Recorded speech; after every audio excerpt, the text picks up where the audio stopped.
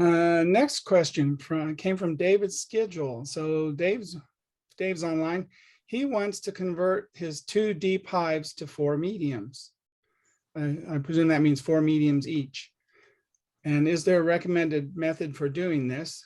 He has some drawn comb from Honey Supers that he can convert that on.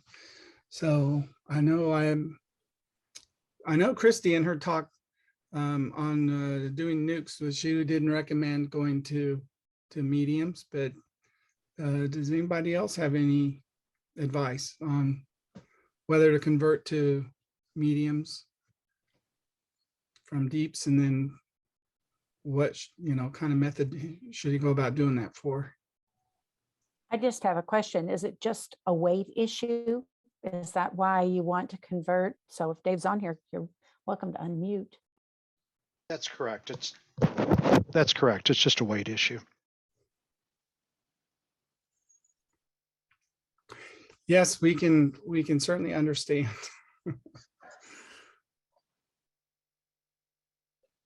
Yeah, there's a concept. I mean, you're fortunate, I think, in that you have some drawn comb already in the mediums, I presume. So there's a concept called a shook swarm, where you basically, take an entire colony and you shake it into, boxes with, fresh foundation, undrawn. I don't think you necessarily need to do that, but I would feel like you would be able to, set up your 2 mediums or 3 mediums and, just shake all the bees out of your deeps into your mediums. If you don't. Do you have drawn comb, David, in your mediums? Yes, some, but not 100% for both. I would for eight supers. I'd wait till you could go ahead and this spring, go ahead and put your mediums on top of your deep hive bodies and let the colony grow up into those mediums, because they'll grow up into those mediums. And find your queen and put your queen above a queen excluder and let that brood hatch out, and then remove those that's what I was bottom. gonna tell him. I was going to have him reverse Jolie, and then he could put that bottom box. If there's no bees in it, he could just probably rotate it out altogether if he's got, and just go with that. And then you could eventually put him above a queen excluder and let all that stuff hatch out. The shook swarm sounds like I just have package bees.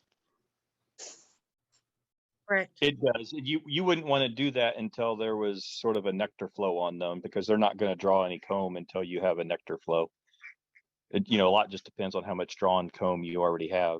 But I think Cheryl's suggestion is pretty good about, if you don't have fully drawn out mediums, you could certainly set that on top and get them to draw that out, and then just cycle it out. You can eventually take those deeps, like Jolie said, once we're past, all of this cold weather, and you're, long about May, you could place that deep above the queen excluder. Make sure your queen's not in that deep, but you could put it above a queen excluder and let all that brood hatch out.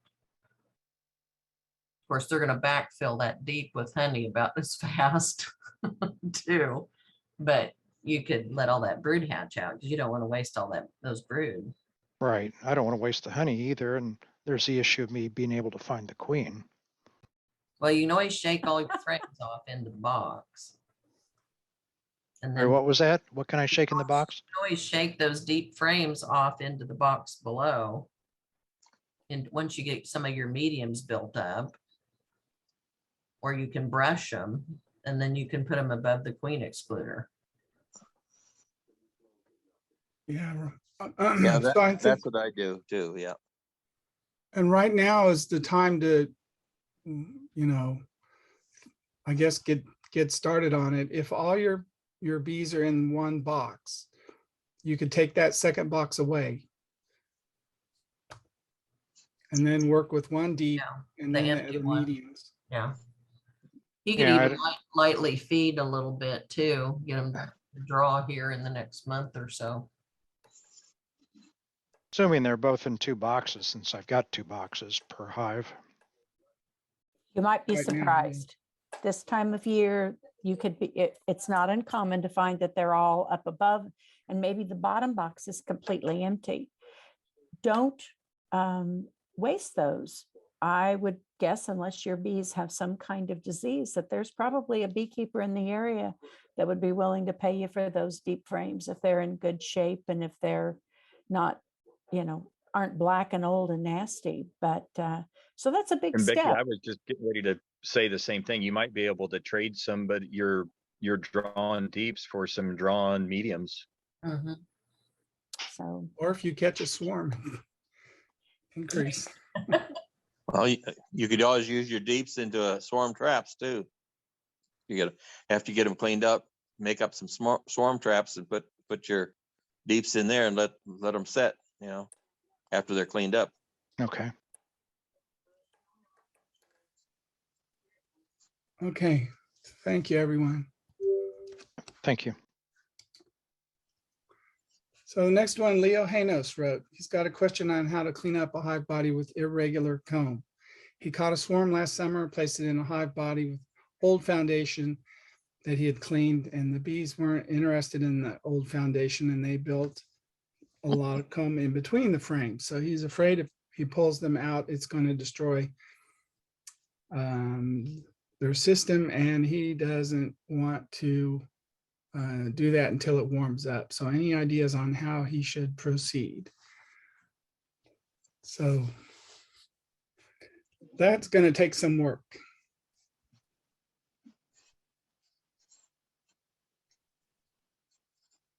Who's got a lot of experience with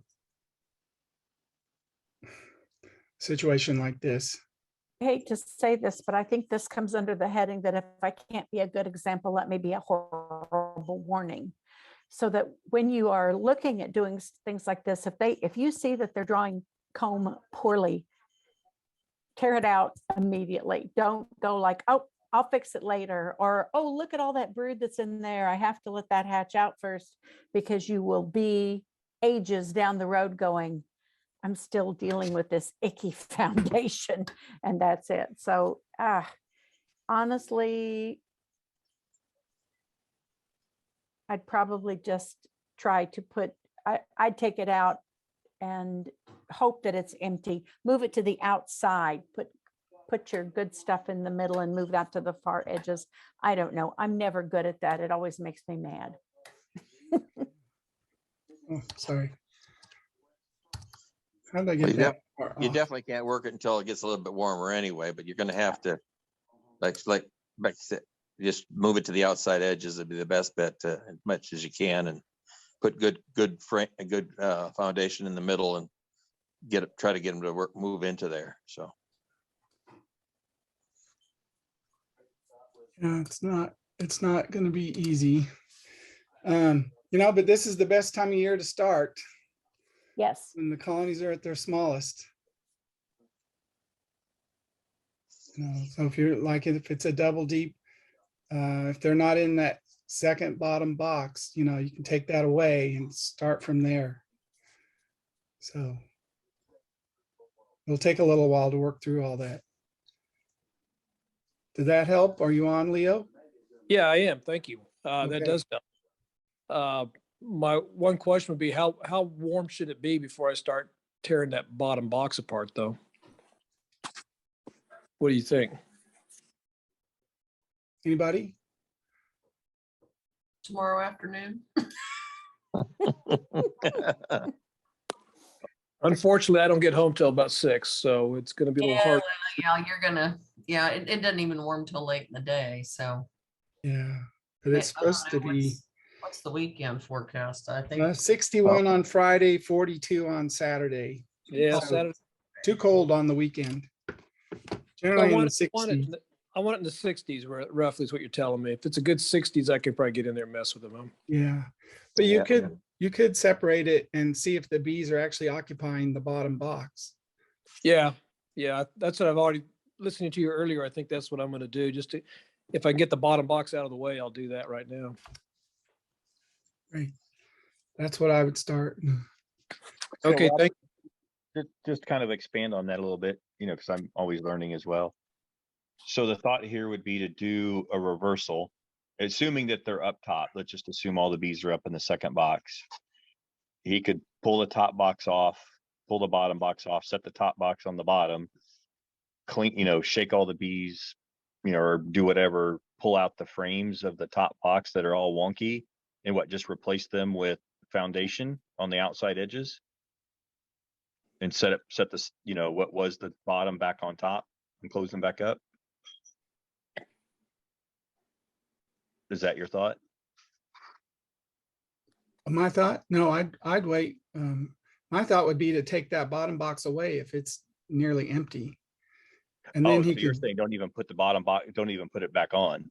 right, get rid of that comb if that's wonky, comb that he's trying to get out of there. Yeah, There there wouldn't be any point putting foundation on now. Well, that's Yeah, what I it's was too- asking, because too there's no early. nectar flow. They're not going to draw it out. Mm-mm. Yeah, it's not warm enough and it's too early. Oh, so you're just saying remove the bottom box entirely and just condense them down into one box. Yeah, go through and see what combs you want to save. Yeah, this is the time of year for you to go through, clean up your combs, get rid of your old ones that you don't want to reuse, and plan, to replace them. Because next month, March, from the beginning of March to the end of March, they're going to grow so much, and it's going to be difficult to do anything without a little destruction. Well, I have new foundation and some new frames. Could I just put those in there anyway? I mean, just switch out the ones, and even if they're not going to build now, I could still just stick it on top of the hive, right? I think it's a little early for that. It'd be wasted space, and you might want to feed them at some point, and you won't be close to the cluster at all. Okay. And they'll build wax, but generally it's a lot. They're more encouraged during the honey flow and nectar flow, which won't be until latter part of April, when it's warmer out too. Okay. Thanks. Leo, 10 years ago, we probably would have said, sure, go for that. But we have more predators now that are more of a problem for our bees when the space isn't easily managed. And foundation isn't as big a problem as any drawn foundation as far as drawing predators, but we just really try to manage our comb to bee ratio a little better than we used to and make sure that they don't have too much space. And they seem to do better. Okay. Thanks. Thank you. Okay, Marsha Harmon. She wrote this morning, she harvested some uncapped honey last September. The moisture content was around 19%, so she stored it in the freezer. She pulled it out this morning and she could see that it had begun to ferment. Is it okay to feed this fermented honey back to the hive? So 19%, it's been in the freezer all this time. Thoughts? Didn't that have to be fermenting before you put it into the freezer? Because it just would not ferment in the freezer. I wouldn't think it would ferment in the freezer. Yeah. Which doesn't help you, but that's just an observation. Marcia, did it taste like it was fermented? Well, I didn't taste it. It's sitting right in front of me. I'll taste it. It smells a little fermented, and it had a few bubbles, and the lid popped when I opened it. Oh, So it was, to me, that was fermented, but I didn't taste it. yeah. I mean, I'm reading stuff online that says, oh yeah, I feed fermented honey back to my bees. I'm like, I don't know if I should do that. He's still saying he doesn't think they take it if it's real fermented. And I was thinking that it would give him dysentery, but It does not taste fermented. I would eat it. oh, well then, I'll put it in coffee. Bake with it. yeah, then don't worry about it. Yeah. Is that a don't feed it back to my Elderberry bees because it fermented? No, if you don't Mm. think it's fermented and doesn't taste bad, then don't worry about it. Just, And- Oh, don't even give it to the bees. Eat it. And no, eat it. give it to the bees. There's nothing wrong with it. Oh, okay. Or you can Yeah, eat no, it. I would eat it. I mean, it tastes a tiny bit caramely, but it was dark to begin with. Okay, Okay. So I'll feed it to the bees. yeah, unless you want to eat it. Or eat I it. might eat it. You never know. I might eat it. And her second question is, I stored some honey from the 2021 harvest last year in the freezer. That honey's gotten cloudy. She thought freezing honey would keep it from crystallizing. Is that incorrect? Would freezing honey keep it from crystallizing? It's supposed to. You know, one time I had some in a quart jar and it was in the upstairs freezer and it's in the front where I open and close and get in the freezer all the time. So I just wondered if it wasn't staying totally cold. Mm.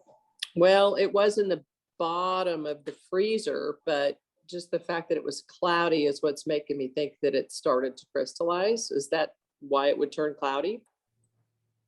Well, sometimes honey's just cloudy, but usually it's that way from the get-go. It doesn't turn that way necessarily. Jolie? Yeah, we don't know. What Cecil's Ah! saying, if it's getting cloudy, it could be crystallizing, but you know, it could have just had foam in it and be cloudy. I mean, Well, and I did put it in the oven on bread proof today and it's clearing up. So it's making me think it was crystallized. Is there something wrong with my freezer? Is that the answer? Hey, have your husband get you a new freezer. That's a great gift. There goes $1,000. You can even So get it should, freezing it should keep it from crystallizing. Is that correct? that's why you freeze it. Yeah. Yeah. Okay. Mhm. Yeah, your freezer's going out. Time to get a new one. Yeah, put a maybe- thermostat in there. Maybe that's what See my what it problem is I have a freezer problem because both these items were in the same freezer. What else is in the freezer? Things I eat and I don't die. Well, there you go. Yeah. Okay, thank you. Marcia had a third question. They have as many hives as they can handle in their backyard apiary. They live in the suburbs and they have no room to grow. What do we do come springtime if they need to do a split or help or do a split to help with swarm control? Call your neighbor. Put on Facebook that you have frames of brood for sale and it'll be sold within seconds. Put on So- the NEKBA Facebook that you have brood for sale and So what, didn't you just sell a frame of brood and they bring Yeah. their own box? I don't know what to do. I don't have equipment to like sell a nuke or anything. I don't know what to do. I would just tell the people to bring a box to put it in Okay. and they can It get might- their own queen. It might be I mean, worth, we've brought frames of brood from people when we needed it. but it might be worth the cost of a nuke box to be able to sort those out. Here they are. This is what I'm offering for sale. And then somebody can quickly haul them off. But Yeah, yes, sell it as a nuke, yeah. readily saleable. But so I could just put it in another deep and say, these are the ones I have for sale and they bring their own box and take the frames. Yep. Okay. Do you want to expand any further though? I mean, as far No, as, we can't. I do not. No. okay, We're that's at- what I was wondering. You said you don't have any more room in the backyard apiary, but say there's people all over the countryside that are always wanting bees, to set in their, orchard or wherever, so if you had some friends that might want some, you could always move some of your hives somewhere else, have another yard Yeah. somewhere. No, I don't want to have another yard somewhere else to manage. So this is, we're kind of at our Okay. limit. And I just was curious what to do because if we let them swarm, I know that's not good. Well, then just make up nukes and, sell nukes for a while. Or or to just advertise them on the Facebook page that, you have frames of brood for sale and maybe they'll swap you out with a, either a drawn empty frame or a foundation frame. Or pay you money. Yeah, Well, well, I yeah, mean, charge I for think it. we've paid $15 a frame for a frame of brood or something. I don't remember. I think they're up Okay. to 20, Jolie. Hmm? I think they're up to 20 now. Yeah, I mean, that could be. It's been a while. Okay. A full brood frame. Mhm. I got a question. If you just sell the brood, you don't, how long without the nurse bees can that brood survive? I mean, I thought they have to have warmth and to keep them from dying. Right. They'd be selling the brood frame with bees on it. With I the guess we nurse should have made bees that. on it. We should have made Okay. that clear to Marcia too. Yeah. Oh, okay, thank you. Yeah. Bee Good question. population. Yeah. Okay. Almost done with mine, but this came from James David. He said he and his wife attended the beginning bee class and they were inspired to order bees for this spring. We have our equipment and they ordered 2 packages. And his question is, should I have ordered nukes? If I get my bees on April 1st, will they have enough time to dry out their frames for brood and comb? Just want to make sure they did the right thing. Get them started. So this is about getting started in the spring. He wants to know if that he got packages and if he should have gotten nukes and if they have enough time to dry out all their frames. They'll do just fine. I've been getting packages the first part of the end of March, the first part of April for several years, and they do just fine. And this is Melvin speaking. Right. And I'm in Western Kansas, and you guys you get trees and stuff earlier than I do out here. Although the elm trees out here, the buds are starting to swell, and That's good. probably by next week they'll be putting out pollen. Yeah. And my bees have been out for the last few days. Yeah. You got to feed them. You've got to Well, keep the syrup on those packages to the draw out. Yeah, you got to keep the syrup on for about at least 4 weeks. And this was James and Hannah, and Hannah's the one who won her registration back, if I remember correctly. So yes, you did good. Packages will do just fine, getting them in early April, and they have enough time to draw out where you need to be. I know in my presentation, I was saying it takes 8 weeks for feeding, and your goal is to get them to draw in both brood boxes, all 20 frames, or both deeps. And you did the right thing. That's what. You'll just start out with 10 frame single box, and you'll feed them until you get about 8 frames drawn. And then you'll add the second hive box and you'll continue feeding until you get about 8 frames drawn in that second box. Your goal is to get both boxes full of drawn comb. Thank you. Get that done and you can put on a queen excluder and put on a honey super, then fine. But you'll stop feeding when you put that honey super on. So if you're on, James, hope that helped. And that's all I had for questions. We did run through 50 minutes so far. There are some in the chat, but I know Becky had some. I did. I had some people email me, so I'd really like to do those first. Thank you. Go right ahead.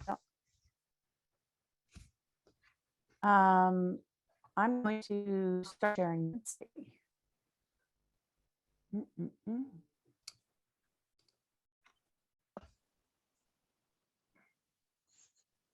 Hang on. Hey, Becky, No. while you're setting up, could I say something? Go for it. Yeah, because I'm having trouble figuring out where Okay. I've got my stuff. Well, some guy came up to me towards the end of the day and he asked me if there were any grants for buying bees or anything like that. And I asked him if he was a veteran, and then I I was telling him about the hives for heroes. And then he walked away, and it wasn't till that night when I was lying in bed that I thought, why didn't I tell him about our military mentorship program? And so if you're on here, I apologize, but our club does have a military mentorship program, and you would contact Andy Nowacek, and his information's in the bee buzzer or on our website. And I apologize. I hope you're on here because I felt really bad about this. Anyway. Well, I have a confession, and that is that I have a brand new computer that doesn't want me to share anything. Things look different. It's an Apple, it's a Mac, it should be the same. It's not. So I'm going to go to my questions and I'll just read them out loud. So this is from Dennis Wilbert, and Dennis says, I'm a new member. Question: I have 4 colonies for a couple of years. I'm definitely a novice. I want to learn more. One of my hives was weak going into fall, and I was hoping to nurse it along. On a nice day, December 1, I checked it and the bees were gone. I do not know for how long. I took the hive to the garage building, installed moth crystals to store for the winter. A few of the frames still had honey in them, and is it a problem to use these frames that had honey in a new hive this spring, or is the moth crystals a problem with the honey? Dennis, that's a great question. And I'm glad that you took care of your hive when you realized that your bees were dead. That's the thing to do. Let's see, who haven't we heard from? How about Joe? Joe, are you on there? You want to talk about this? Did you say me? I did say you. Oh, no. Did you go to sleep? Did you? No, I didn't. But I've been trying to fix dinner and listen at the same time. Well, that is tricky. So, no, I think I would air them out before I use them, but I would feel comfortable using those. I agree. I'm not sure I would eat them. I don't want you to extract them and you eat them, but I think they will be fine. I agree with that. So yes, good not job, for human Dennis. consumption. Exactly. So this one is from Pat W. and says, as spring approaches, the queen starts laying more eggs. When should one switch from 2-to-1 sugar water to 1-to-1 sugar water formula? And so we'll start with that.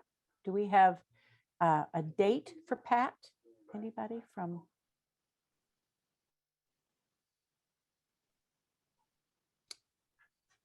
Nobody wants to contribute?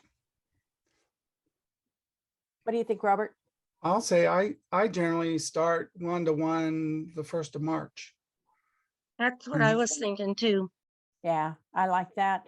Honestly, it does depend upon what your bees have to eat. If they're hungry, you need to be feeding them. But if they've got some food, then the 1-to-1 becomes a stimulation and you can wait a little bit on it. So the second question is, can the nature of the brood pattern, the size and the uniformity indicate the quality of the queen in late February through March? I know there are other factors like temperature and cluster size. And Pat says, thanks for the Q&A sessions. You're welcome, Pat. Happy to do it. So you're wanting to evaluate your queen and you're looking at her brood pattern and the size. What do you think, Cheryl? You're our queen gal. Cheryl's going to talk about queen rearing for the KHPA value added session this month. Well, and my year 2 talks about this too. That's true. I wouldn't get too quick to judge your queen this early in the season. She's not going to outlay her worker bees because they've got to keep that brood warm. And so she's going to have just a small smattering of brood until that colony starts to grow. And we haven't even got any main pollen coming in yet either. So I wouldn't be too quick to judge, her just yet. That being said, though, if you get in there and all you have is drone brood, then you've got a queen that's ran out of sperm. So then it becomes an issue of going ahead and taking her out and actually newspapering that colony right now to a queen right colony, because it's too early to try to get a mated queen. All true, exactly, the right. It is hard to evaluate a queen early on. And Pat, I hope that answers your question. Give her a little bit of time, unless you just see a tremendous amount of drone brood, and then she's probably done. So the last question that was emailed to me, we've kind of talked about already. It's time to rotate out old dark brood frames. I started with some used equipment. How many should I change out? I run 2 deep brood boxes per hive. I have some drawn deeps to replace them, but mostly brand new frames. Second, does this group feel that pre-waxing the new frames is worthwhile? So let's take the first part of that, which is how many frames can you rotate out? And I think, as we talked about earlier, you might get in that hive and find you have a whole empty box.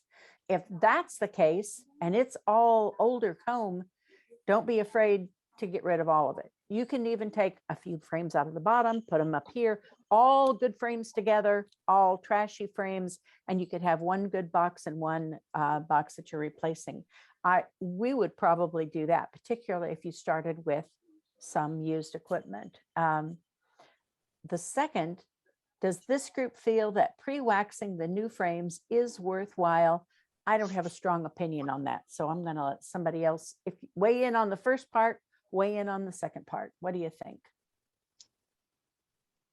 I like to do it when I buy my foundation that's already lightly sprayed wax. And if I had it taken out of the box, it doesn't have that smell anymore. I like to put wax on it.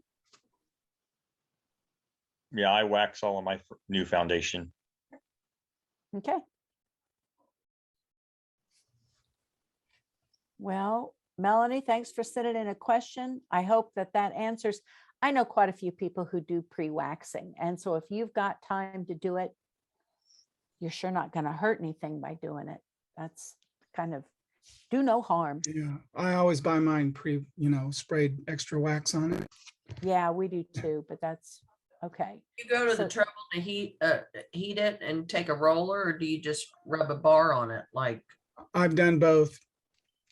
Yeah, I've just got a crock pot that has, you want a crock pot that has a warm setting, not a low and a high. You need one with a warm setting. And yeah, I just turn it on a couple of hours before I'm going to do it, and then just use a little 3-inch foam roller and just dip it in and roll it on. It goes quick. We have discovered you need to have a warm room, because if you try to do something like that in a cold place, the next thing you do is you've got just big clumps of wax every place. So nice warm location to do that. So Robert, you have a whole lot of people in the chat box. I do. So we'll start. We may not get through them all, but let's start with the first one. So Del Cambria asked, will the bees have a problem with small sized frame foundation in a medium sized box for supers? This will leave a larger bee space between frames above and the queen excluder below.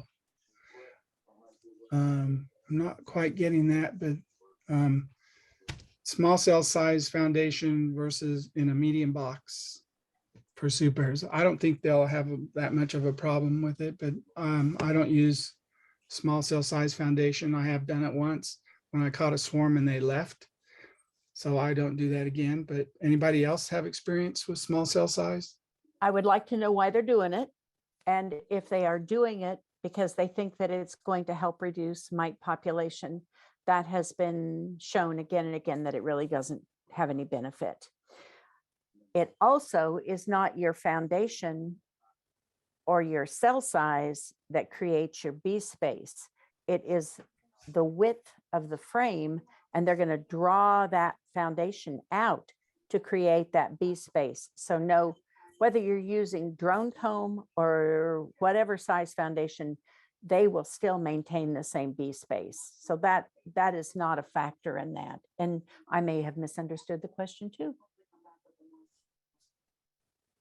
So just to clarify, it's not the foundation cell size, it's actually the frame height, right? So the medium is a taller box than the small super frames. Oh, got it. Yeah. Okay. You need to have the correct frame size for the correct box size. And if you try to mix those, they will make an ugly mess for you. Okay, great. Yes, I can speak from experience that I put a medium frame in a deep foundation on the outside, and they will actually draw a comb on the bottom of that medium frame. And unfortunately, they connect it to the frame that sits below it. So to echo Becky's point, when you go to pull that frame, you're gonna rip it all off. Yeah, don't want to do it. Speak from experience. Great, thanks. Good Thank you. question. Jerry Sellers asked next, if it gets into the 60s later this week, would you suggest doing a bee check? Is it too early?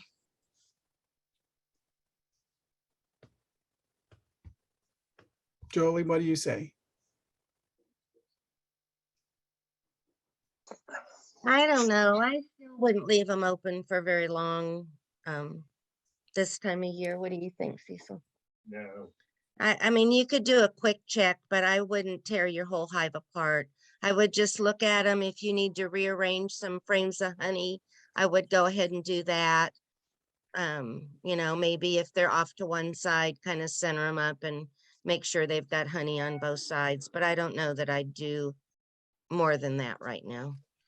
Yeah, it's only going to be 61 instead of, Mhm. it's in the low 60s, not the high 60s.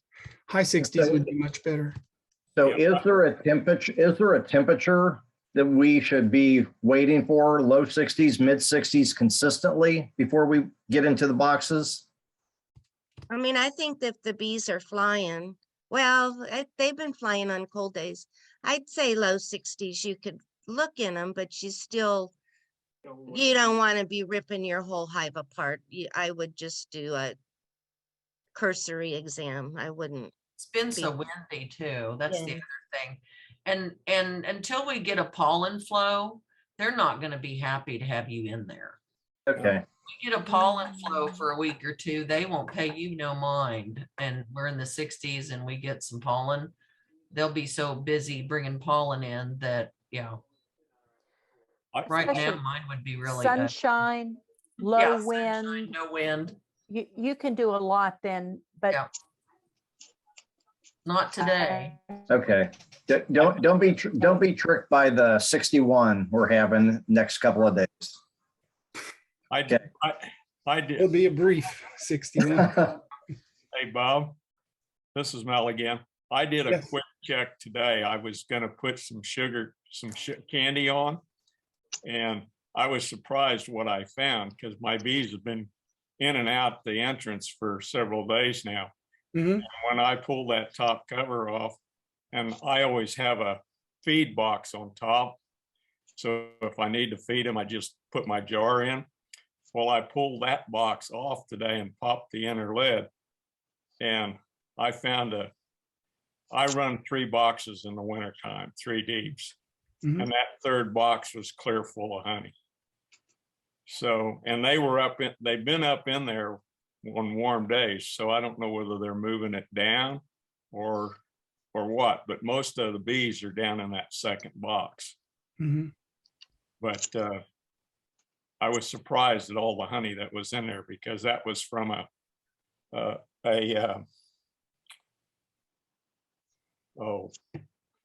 package that I installed last year. That's the nice thing. If you're getting out and looking at your bees, you'd be thrilled just to have them alive and doing well.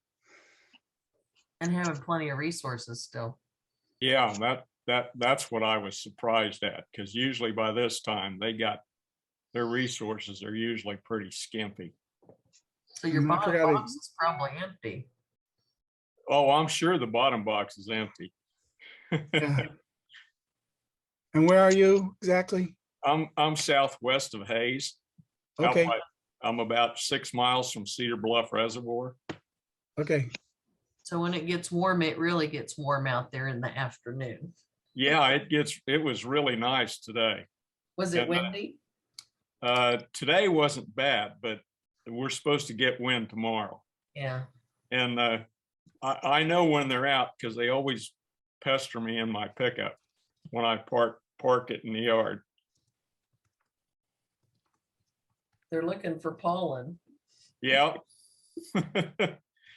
How long Robert, have we you got a run few three more. deeps through the winter? I've been running 3 deeps ever since I started out here. Okay. Have you ever found that they've moved all the way up through into the third box? Out Oh, of yeah. curiosity? Yes. Okay. Usually it's mid-March when they do that.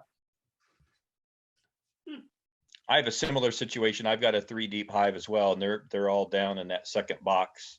They, and I was just wondering if like you mentioned, if they would go up, kind of take some honey and pull it down, or if they would actually move up into that third box. I think if it stays warm, they may move it down, but a lot of times they'll just keep moving up unless they start raising brood in that second box. I bet they're brooded. I bet they've got brood in that second box. So they're going to probably have to bring something down to them. Yeah, if they do, that's what they'll be doing. They'll be moving it down. Now, last year, they actually started raising brood in the third box.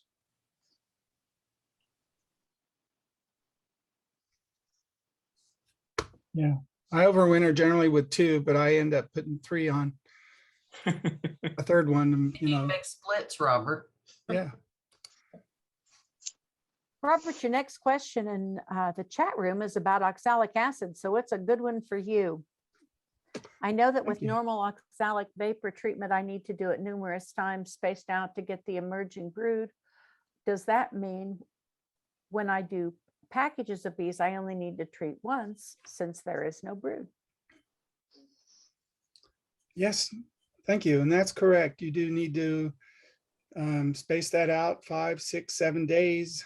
You can read more information on that, and those kind of procedures. But when you're doing it on a package, if you're going to treat your bees, and since there's no brood, I have done that. But in my situation, when I checked them later at the end of the summer, it seemed like it didn't make a difference whether I treated them or not. They still had a ton of mites, and I had to treat them in the fall. So I believe on the Honeybee Health Coalition, they suggest that you don't treat with oxalic acid in the spring or on the upswing. You wait until late summer or fall when the population is on the decline. So I'd be one to say, don't treat your package bees, but you never know. You should probably do a test and see how many mites you have on those,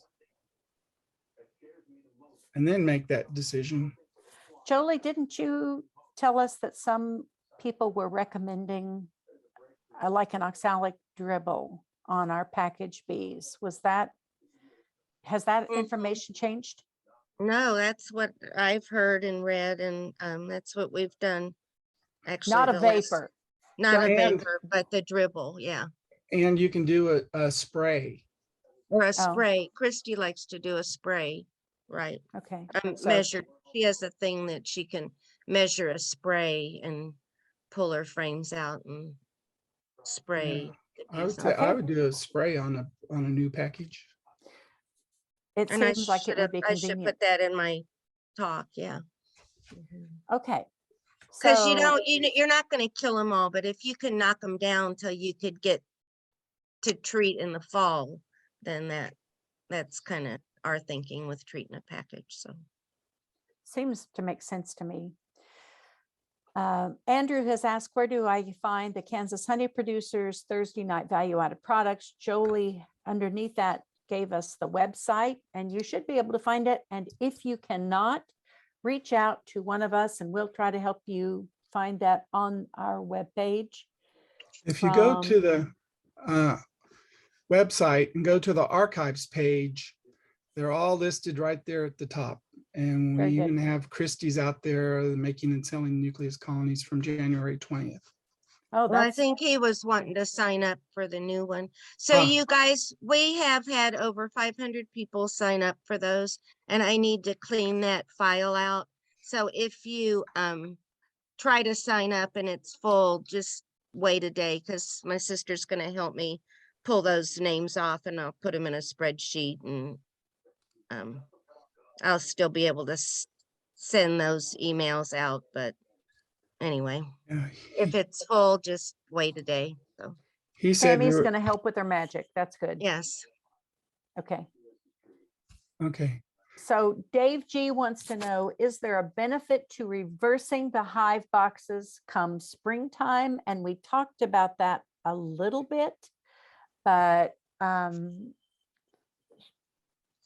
In my year 2 talk. good. It's in Cheryl's year 2 talk. Tell us what you're going to tell us, Cheryl. If your colonies are large enough, they may occupy both the bottom box and the top box. And so you really would be doing a disservice and actually could injure the colony by trying to do a reversal, because you basically are splitting up your brood, your cluster, by doing that. So you'd want to make sure they were all in the top box, that the cluster was in the top box. And by moving that empty bottom box to the top, it gives the queen a place to, the colony a place to grow, and a queen a place to lay, because they want to chimney up naturally. So, but a lot depends where your cluster is. If you've got a big, strong colony that occupies both boxes and the cluster is in both boxes, you're going to leave them alone. Can't split them. You got it. Not reverse them. Or reverse them. So it looks like Elsie Everson, maybe? How often should you be checking on a new colony when you set it up? What an awesome question. Just as often as you should be checking on anything, about every 7 days. They need your attention in the spring. How close to a pollinator garden should I locate hives of Italian bees? Italian bees, Carniolan bees, Russian bees, any kind of bees. How close? He says Italian. It makes no difference. What do you think, Robert? How close? Ooh, that's a good Joe question. Joe, are you still fixing supper? No, I'm here. Go ahead, Joe. I don't have an exact answer, except that bees don't seem to recognize floral sources that are right in front of them. They need distance, or they need an obstacle of some type in order to find those floral sources.